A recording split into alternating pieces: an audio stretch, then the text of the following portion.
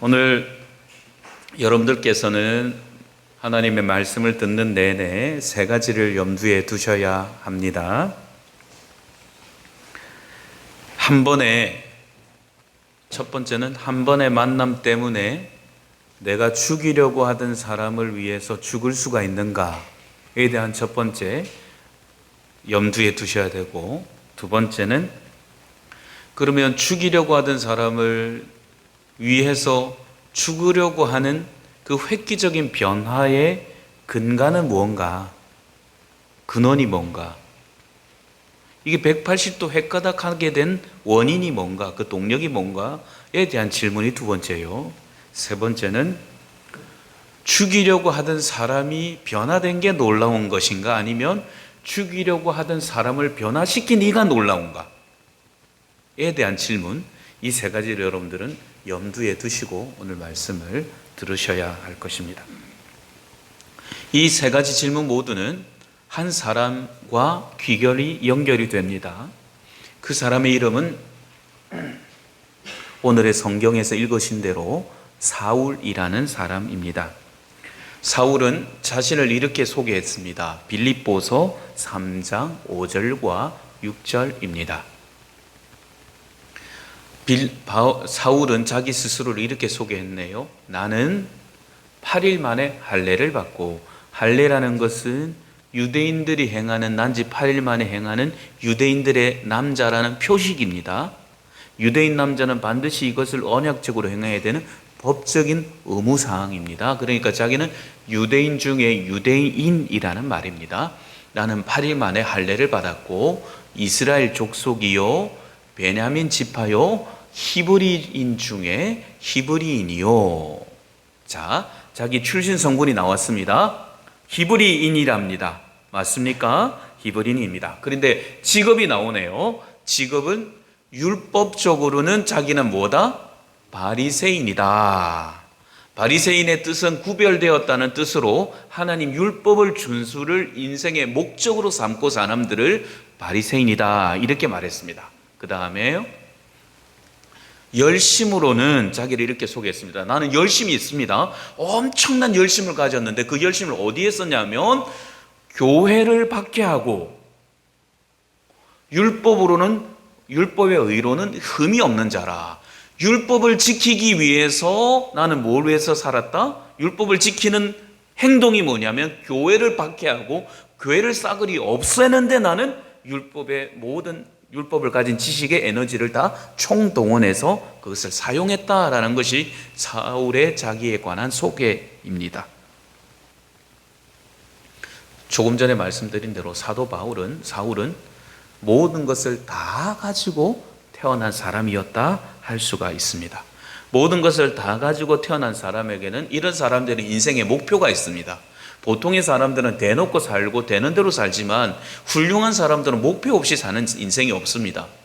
그냥 하루하루 주어진 대로 사는 인생은 그냥 평범한 범인이지, 일상적으로 대단한 뭔가 목표치가 있는 훌륭한 사람들 치고 목표가 없는 사람이 없습니다. 이 바울에게는 목표가 있었습니다. 사울에게는 목표가 있었는데 그건 뭐냐면 내가 바리새인으로서 내가 사랑하고 존경하는 하나님, 나의 하나님 되시는 그 하나님을 높이고 그 하나님을 위해서 살아가는 것이 내 인생의 목적과 가치다. 그걸 위해서 율법, 구약을 달달달 외우다시피 했습니다. 구약 공부 엄청 열심히 했습니다. 최선을 다해서 했습니다. 그런데 이런 사울의 목표에 큰 목표를 향해서 가는 데 있어서 큰 장애물이 등장했는데, 그 장애물 집단이 누구냐 하면 예수라는 사람을 우두머리로 삼아서 예수가 나의 그리스도다. 그리스도란 말은 요즘 말로 말하면 나의 황제란 말입니다. 나의 왕이란 말입니다. 여러분, 이게 대단한 고백입니다. 이 말은 여러분들은 신앙생활을 그냥 이렇게 편안하게 하실지 모르지만 예수가 나의 황제입니다. 이 말은 내 목숨 내걸었습니다. 이 말입니다. 로마 시대에는 로마의 황제 말고는 다른 황제가 있을 수 없습니다. 다른 신이 있을 수 없습니다. 주장하는 사람은 목을 칩니다. 그러면 예수가 나의 황제입니다. 이 고백은 나는 예수 때문에 로마 황제를 거부하고 죽겠습니다, 이 말입니다. 그러니까 사울의 입장에서는 기가 찰 노릇 아닙니까? 아니, 하나님이 뻔히 계신데 어떻게 내가 알기로는 나사렛 지방에서 저 총구석에서 태어나서 몫으로 살던 사람을 공부 한번 해본 적도 없고 제대로 배워본 적도 없고 출신 성분이 미천한 그 사람을 어떻게 하나님의 아들 메시아라고 인정하는데 있을 수가 있는 일이냐? 가당키 난 말이냐? 나는 용납할 수 없어. 그래서 용납할 수 없기 때문에 용납할 수 없는 사람들이 모여서 판결했지 않습니까? 나사렛 예수는 하나님의 아들이 아니다. 그래서 어떻게 했습니까? 죄인 중에 우두머리처럼 십자가에다가 못을 박아서 죽였습니다. 그걸 예루살렘 사람들은 뻔히 다 봤잖아요. 증인들이잖아요. 그러면 어떻게 생각해야 되죠? 죄인의 우두머리로 죽은 사람을 따르면 됩니까? 안 됩니까? 상식적으로? 여러분, 상식적으로 생각했을 때 유대인들의 입장에서는 이미 공의회에서 판결이 내려졌지 않습니까? 저 사람은 하나님의 아들이 아니고 죽어야 된다. 그래서 땅땅땅 쳤으니까 십자가에 달려 죽었습니다. 그러면 죄인이 맞습니까? 죄인이 아닙니까?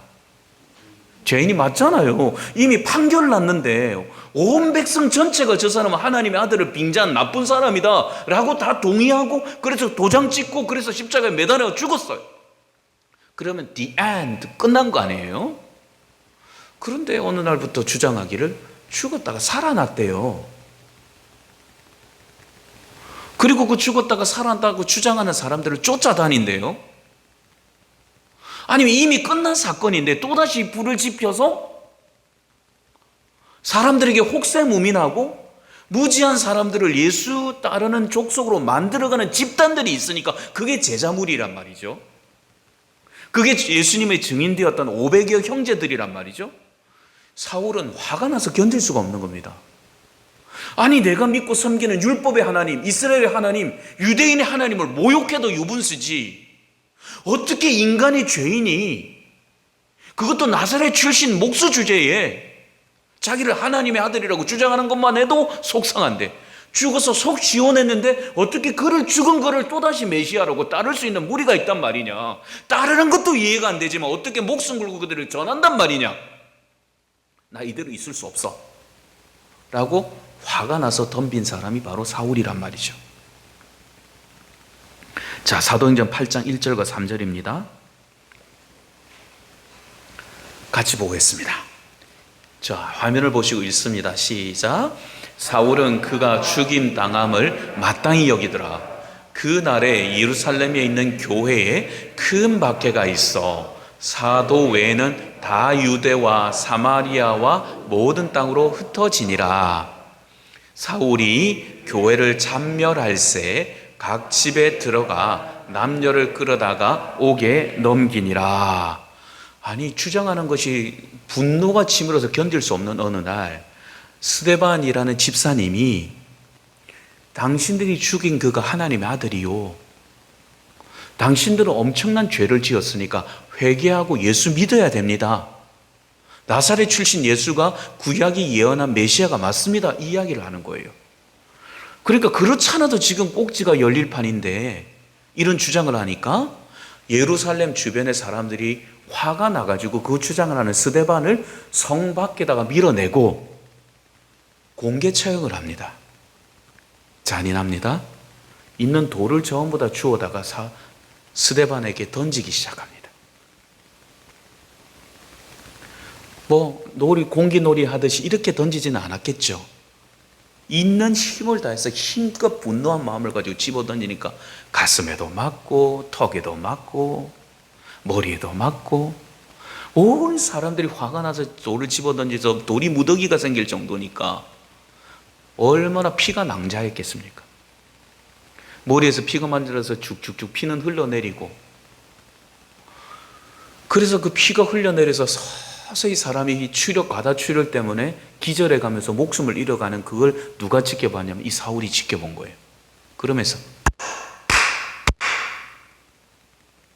그거 봐, 쓸데없는 짓 하니까 이렇게 되지.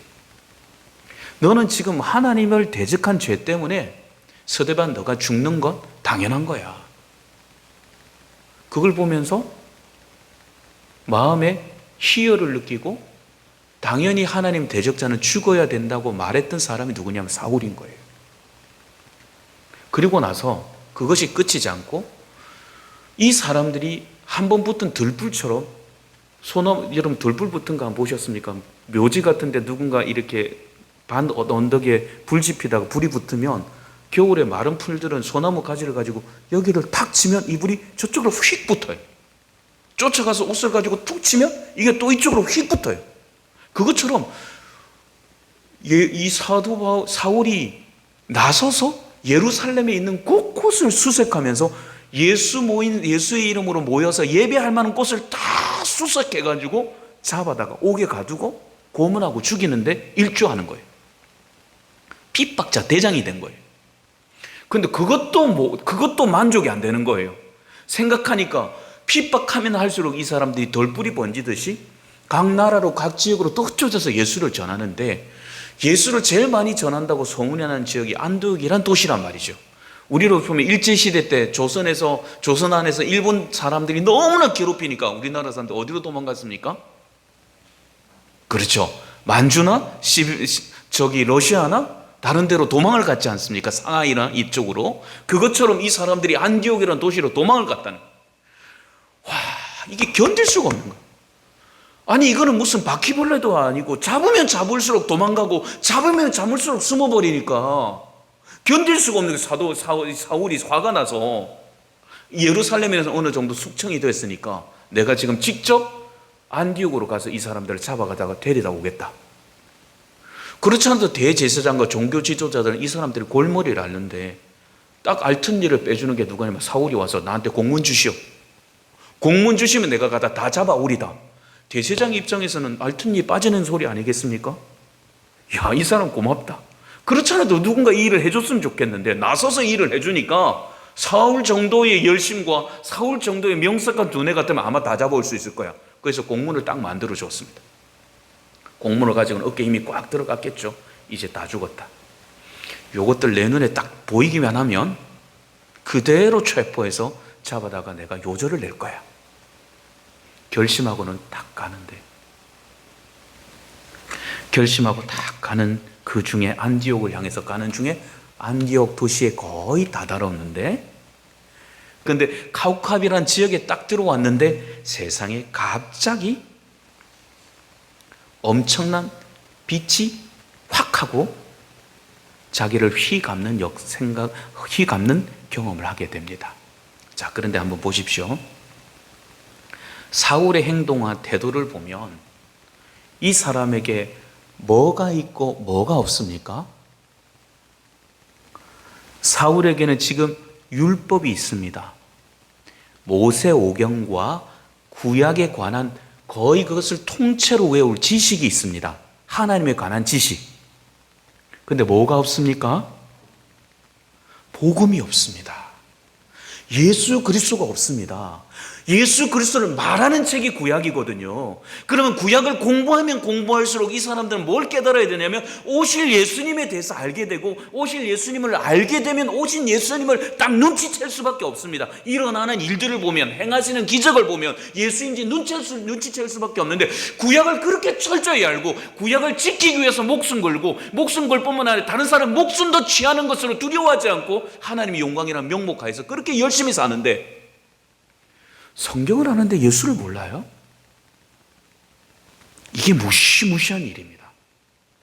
교회 안에 사울과 같이 복음을 알지 못하는 가운데 종교적 열심을 가지고 목숨 걸고 봉사하는 사람들이 있더라는 거예요. 구약은 선명하게 예수를 밝히는 책인데 성경을 보고 예수를 모릅니다. 교회를 다니는데 예수를 모르고 열심히 섬기는 거예요.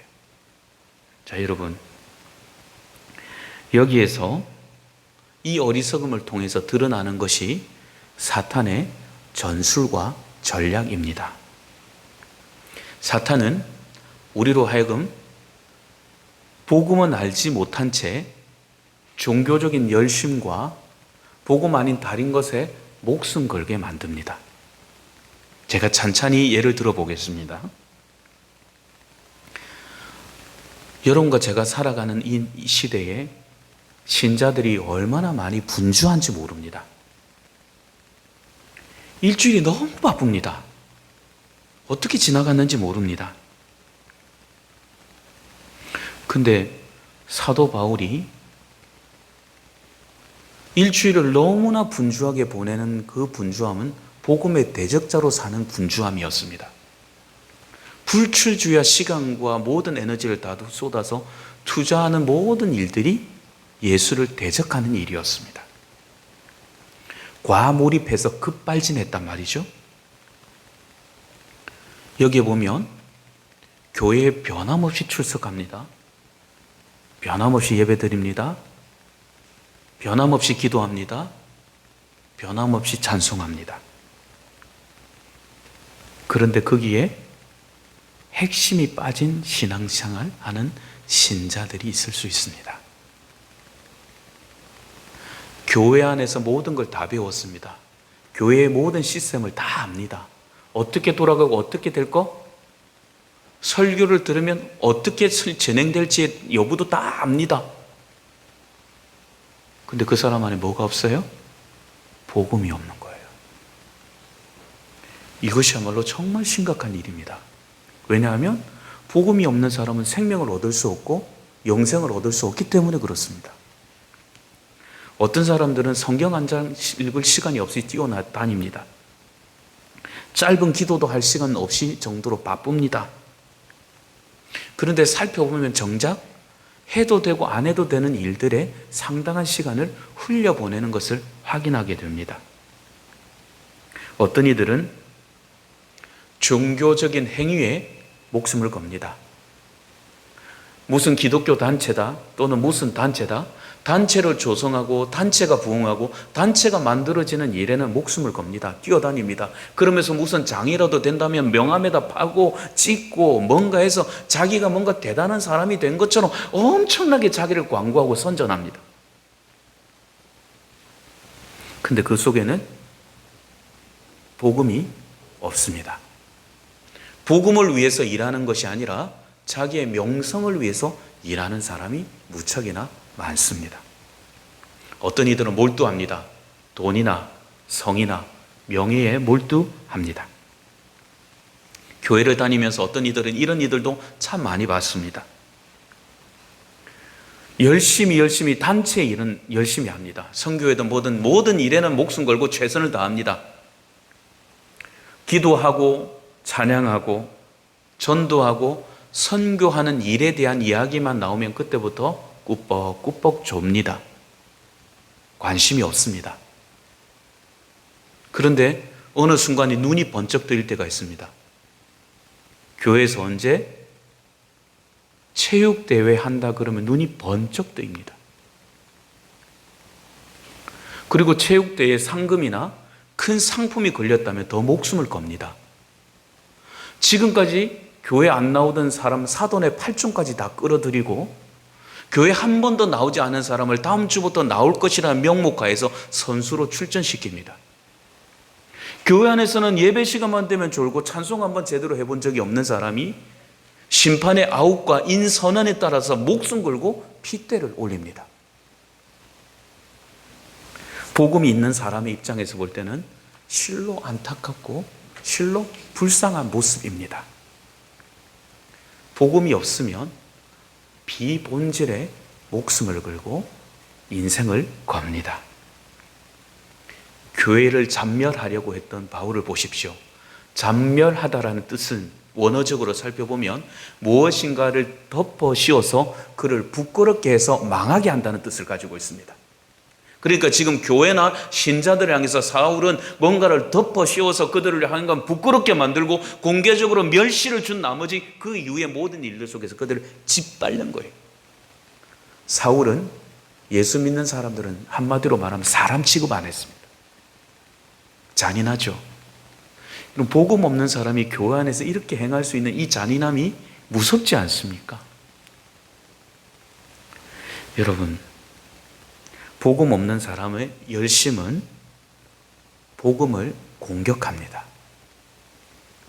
자가 면역 질환이라는 질환을 들어보셨습니까? 자가 면역 질환이 걸리게 되면 무슨 일이 일어나냐면 내 안에 건강한 세포들이 내 몸을 보호해야 되는데 내 몸 안에 있는 건강한 세포를 나쁜 바이러스인 줄 오인하여서 내 세포가 내 몸을 공격하는 거예요. 그러면 그 사람은 내 세포가 나를 공격하는 것 때문에 사람이 죽을 수 있는 거예요. 위험하지 않습니까? 교회 안에 들어와 있는데 교회 안에 들어와 있는 사람이 복음의 본질을 향해서 달려가려고 하는 교회를 공격할 수 있다니까요. 무섭지 않습니까? 그러면 여기서 무서움 속에서 여러분들은 일단은 무슨 생각을 해야 될까요? 무슨 결심을 해야 될까요? 적어도 나는 복음의 진리를 알아서 내가 복음을 공격하는 사람은 되지 말아야 되겠다 라는 결심이 서야 되지 않겠습니까? 사도 사울은 스데반이 돌에 맞아 죽는 그 장소에서 종교가 끝이 나기를 원했지만 끝나기는커녕 들불처럼 번져가는 것에 더 큰 분노를 느끼고 그 사람들을 잡기 위해서 안디옥으로 가다가 카우캅이라는 지역에서 큰 빛을 보게 됩니다. 너무나도 강력한 빛이 자기를 휘감는 가운데서 철퍼덕하고 엎어졌습니다. 이게 원어 성경을 보면 어떤 모양이냐면 여러분 그 사람들이 높은 데서 떨어졌을 때 이 개구리가 엎어지는 거 보셨습니까? 왜 개구리 한번 본 적 없는 분들처럼 아예 뭐 도시에서 살아시는 분들처럼 그러십니까? 개구리가 높은 데서 철퍼하고 떨어지면 어떻게 되죠? 쫙 뻗죠. 다리를 쫙 뻗고 그냥 쫙 뻗는 거예요. 지금 사울이 빛을 보니까 개구리가 엎어지듯이 쫙 하고 엎어진 거예요. 땅바닥에 너무 놀래가지고 쫙 뻗었습니다. 교회 전승에 의하면 말을 타고 가다가 말에서 떨어졌다고 합니다. 근데 성경에는 보니까 그냥 가다가 빛을 보고 쫙 엎어졌대요. 근데 엎어져가지고 너무 놀라서 눈이 보이지 않는 상황 속에서 소리가 들렸습니다. 무슨 소리가 들렸냐면 오늘 성경 읽었듯이 사울아, 사울아. 우와, 내 이름을 어떻게 알지? 이름을 말한 적도 없는데? 사람의 소리는 아닌 것 같고 너무 크지도 않고 너무 무섭지도 않고 그러나 너무나 명확하고 선명한 하나님의 음성이 예수 그리스도의 음성이 사울의 귀에 들렸습니다. 사울아, 사울아. 오? 이 어메이징한 거 뭐지? 이 놀라운 거 뭐지? 어떻게 내 이름을 알았지? 물었습니다. 누구십니까, 주님? 주님 누구십니까? 라고 여쭙자 예수님이 말씀하셨습니다. 나는 너가 핍박하는 예수다. 여러분, 예수님이 말씀하실 때 이렇게 말씀하셨습니다. 헬라어로 말하면 헬라어 쓰임에서 자기 존재를 나타내는 이 용례는 아주 중요하기 때문에 제가 오랜만에 헬라어를 한번 쓰겠습니다. 에고 에이미. 에고 에이미. 이 말은 영어로 말하면 I am 이란 말이에요. 나는 뭐뭐시다. 예수님이 자신에게 말씀하실 때 에고 에이미 이에수스. 나는 난데 예수다. 여러분, 예수님이 자기를 설명할 때 에고 에이미라는 것을 요한복음에서는 7번 정도 쓰는데 나는 뭐뭐다 할 때 나는 양의 문이다. 나는 선한 목자다 할 때 에고 에이미라고 했단 말이죠. 근데 이 에고 에이미를 제가 왜 여러분들에게 말씀드리냐면 이 존재에 관한 질문은 누구와 연결이 되냐면 하나님의 존재에 관한 질문과 연결이 됩니다. 그 만나주신 모세에게 이집트로 보낼 때 하나님, 제가 저 사람들이 너 뭐냐라고 물으면 하나님 나를 보내신 분이 누구냐고 물으면 나 뭐라고 대답하죠? 존재적 질문에 대해서 이렇게 말했습니다. I am that. 나는 뭐뭐시다. I am that. 나는 뭐뭐시다. 여러분, 나는 뭐뭐다라고 말하는 하나님과 나는 뭐뭐다 말하는 예수님이 거의 등치 이퀄이 되지 않습니까? 그러면 전능하신 하나님이 말씀하신 그 말씀과 그 전능하신 하나님의 말씀과 동일하게 존재에 대해서 나는 뭐뭐이다 라고 말할 수 있는 존재는 하나님의 아들 예수 말고는 아무도 없는 거예요. 사도 바울은 지금까지 알지 못했던 복음의 진리를 그 빛 아래서 그 소리 앞에서 이제는 알게 된 겁니다. 여러분 한번 보십시오. 내가 남의 인생에 개입해가지고 남을 죽이는 일에도 동조하고 남을 죽이기 위해서 잡으러 다니고 그것을 효과적으로 잡기 위해서 지금 다메섹으로 가고 있는데, 안디옥으로 가고 있는데, 지금 가고 있는 중에서 내가 잡아 죽이고 제일 증오하고 제일 미워했던 그가 하나님과 똑같은 존재적 의미로 다가오셔서 나는 그다라고 말씀하시니까 사울이 그때 받은 충격이 얼마나 컸겠습니까? 와,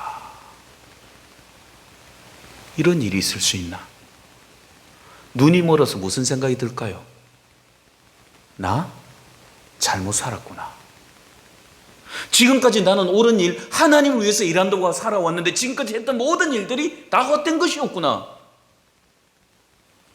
나는 오히려 예수 그리스도를 대적하는 하나님의 대적자였구나 라는 사실을 알게 된 겁니다. 아마 이 시간만큼 사울의 인생에서 고통스러운 시간은 없었을 겁니다. 자기 인생 전체가 통째로 부인되는 시간, 완전히 인생을 쌓아온 인생이 무너지는 순간이었습니다. 여러분 아버지들이니까 한번 보시죠. 아버지들이 제일 괴로운 말이 뭘까요? 남편들이 제일 괴로운 말이 뭘까요? 어머니들이 제일 괴로운 말이 뭡니까? 한번 아직 안 들어보셔서 잘 모르시겠지만 한번 들어보시거나 아는 분들이 가정에서 불협화음이 일어나거나 자녀들이 부모님들에게 달려들 때 나는 너를 위해서 모든 것 다 해주었는데 너 왜 그러냐? 라고 말했을 때 제가 언제 그렇게 살라고 말씀드렸어요?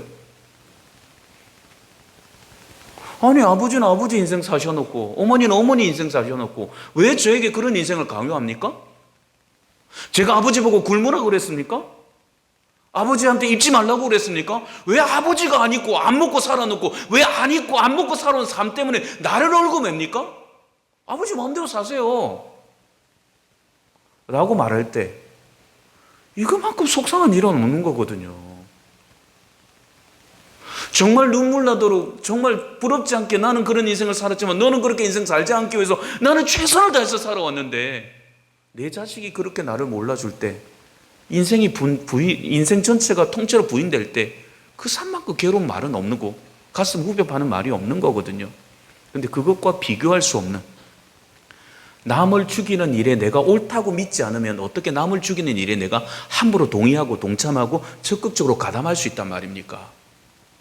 남을 죽이는 일에 적극적으로 가담했던 것만큼 나에게는 확신이 있었단 말이죠. 하나님을 위해서 산다는 것. 근데 그게 무너졌습니다. 너무나 큰 충격에 빠진 사울에게 말했습니다. 사도행전 9장 6절입니다. 너는 일어나 신으로 들어가라. 내가 행할 것을 너에게 이를 자가 있느니라. 여러분 말씀을 좀 마무리해야 되겠네요. 말씀을 마무리할 때 여러분들에게 이 말씀을 꼭 드리고 싶습니다. 복음이 들어가면 여러분들이 쌓아온 모든 인생의 가치 기준이 깨어집니다. 복음 중심으로 삶과 생각과 가치가 재편됩니다. 재편되는 데서는 여러분들이 무너지는 고통이 있어야 됩니다. 내가 생각하고 옳다고 생각했던 모든 가치관들이 와르르 무너지고 나는 복음의 대적자였구나, 나 하나님의 대적자였구나 라는 사실을 깨달으면서 내가 완전히 무너지는 장소에서 새롭게 생겨나는 게 복음의 은혜입니다. 그리고 나서 두 번째로 다가오는 게 뭔지 아십니까? 자기가 무너지고 나면 그때 찾아오는 것이 하나님의 소명입니다. 사울에게 말씀하셨습니다. 복음을 깨닫자마자 내가 너에게 지시하는 그 동대로 들어가면 너가 안수를 받을 것이고 그 속에서 눈이 뜨여서 나를 위해서 살게 될 거다 라는 깨달음을 줍니다. 예수 믿는 사람들에게는 크든 작든 각자에게 주어진 소명이 있습니다. 나에게 무엇을 위해서 살아야 될지에 대해서 하나님의 교회를 위해서 어떻게 살아야 될지, 무엇을 해야 될지 작은 소명조차도 나에게 발견되지 못했다면 우리는 물어야 합니다. 하나님, 나에게 복음의 은혜를 주십시오. 복음의 진리를 깨닫고 복음의 진리를 위해서 살 수 있도록 도와주십시오. 여러분, 사도 바울을 보십시오. 하나님을 대적하는 데 목숨을 걸었다가 이제는 그 대적했던 복음을 위해서 자신은 모든 것을 감수하고 자신의 모든 삶을 내려놓게 됩니다. 사도 바울의 고백을 한번 보십시오. 고린도서 11장을 좀 집사님 보여주시겠습니까? 마지막에 고린도서부터 보십시오. 23절입니다. 조금 전에 말씀드렸습니다. 제가 세 가지 질문을 기억하자고. 예수 믿는 사람들을 죽이는데 목숨 걸었던 사울이 이제는 예수 그리스도를 전하는데 목숨을 걸게 됩니다. 그게 진리가 아니라면 어떻게 사람이 이렇게 180도 한 번의 만남으로 바뀔 수가 있겠습니까? 복음은 진리이자 영혼을 바꾸는 힘입니다. 읽어볼까요? 그들이 그리스도의 일꾼이나 정신없는 말을 하거니와 나는 더욱 그러하도다. 내가 수고를 넘치도록 하고 옥에 갇히기도 더 많이 하고 매도 수없이 맞고 여러 번 죽을 뻔하였으니 유대인에게는 40에서 하나 감한 매를 5번이나 맞았으며. 여러분, 이게 무슨 말이냐면 유대인들이 매를 계산했습니다. 유대인들 율법에는 살인을 하지 말라고 그랬습니다. 근데 보통 정상적인 남성이나 이 사람들, 건강한 사람들 두들겨 패니까요, 가슴박을 이렇게 통 같은 데 가죽 안에 집어넣고 가슴 같은 걸 몽둥이를 사정없이 후루 패면 보통의 모든 성인 남성들이 40대를 맞으면 죽는 거예요. 그러니까 살인을 하지 말라 했으니까 이 사람들이 계산하기를 한 대만 빼면 살인한 게 아니다. 이걸 법적으로 자기들 나름대로 정한 거예요, 규정을. 그러니까 이 사람들 얼마나 치밀하고 참 이게 정말 잔인한 사람들인지. 그래서 39대를 때리는 거예요. 그런데 몇 번 맞았다고요? 5번. 조선시대 장독이라는 독이 있습니다. 뭐냐면 이 곤장을 맞고 나면 사람이 독이 올라가 그대로 제대로 치료하지 않으면 죽어요. 근데 이 사람은 사람을 죽으라고 패는 거예요. 마치 자기가 예수 믿는 사람들을 죽으라고 핍박했던 것처럼 이제는 사울이 변화된 게 꼴배기 싫어서 예수 안 믿는 사람들, 이전에 사울과 같은 편이었던 사람이 사울을 죽이기 위해서 죽으라고 패는 거예요. 몇 대를? 39대를. 몇 번? 5번. 이게 끝이 아닙니다. 3번의 태장으로 맞고, 한 번은 돌로 맞고 스데반처럼 돌에 맞고, 3번은 뭐 하고요? 파선하고 배 타고 복음 전하러 가다가 배가 부셔져 가지고 죽을 고비를 넘기고, 때로는 일주일 동안 햇빛 한 번 못 보고 깊은 바다에서 지냈으며, 그 다음에요, 여러 번 여행하면서 강의 위험과 강 건너다가 또 내려가는 위험이 있었겠죠? 물이 불어가지고 강도가 만나가지고 보따리 내놔라 하면서 죽이려고 협박하는 일도 당했고요. 동족들이 날마다 사울 죽이기 위해서는 내가 먹지도 않고 자지도 않겠다고 생각하고 다짐한 사람들이 사울 주변에 날마다 포진해 있습니다. 사울이 가는 곳마다 쌍심지를 켜고 죽이려고. 시내 위협과 광야의 위협과, 광야가 모래사막이잖아요. 가다가 목말라 죽을 뻔도 하고 바다의 위험도 하고 거짓 형제 중에 위협을 당하고. 27절이요. 수고하고 애쓰고 여러 번 차지 못하며 줄이며 목마르고 여러 번 굶고 춥고 헐벗었노라. 여러분, 이거 너무 극한 변화 아닙니까? 죽이려고 덤비던 그 일을 위해서 죽이려고 덤비니까. 이런 일의 가장 중간에 뭐가 있냐면 복음, 예수님의 하나님의 아들이라는 확신, 깨달음 없으면 불가능합니다. 그리고 여기서 또 하나, 마지막입니다. 죽이려고 덤벼드는 사람이 변화가 놀랍습니까? 그렇게 죽이려고 덤벼드는 사람을 딱 말 한마디에 바꾼 누군가의 존재가 대단한 겁니까? 한마디로 바꾼 존재가 대단하지 않습니까? 그게 하나님의 아들 예수 그리스도입니다. 예수 그리스도는 여러분들의 인생을 바꾸고 죽음과 저주와 사망이 있는 여러분들을 생명으로 끌어내는 유일한 힘입니다. 그분의 능력은 뭐하는 자들에게 임하느냐? 입으로 시인하고 마음으로 믿는 자들에게 임합니다. 이 능력이 임하면 죽어도 산 것이요 살아서 영원한 생명을 얻는 자가 될 것이니, 그 복음을 여러분들의 것으로 받아들이고 영생의 자녀들로 힘있게 이 시대를 살아내는 복음의 사람들이 될 수 있기를 간절히 소망하고 축복합니다.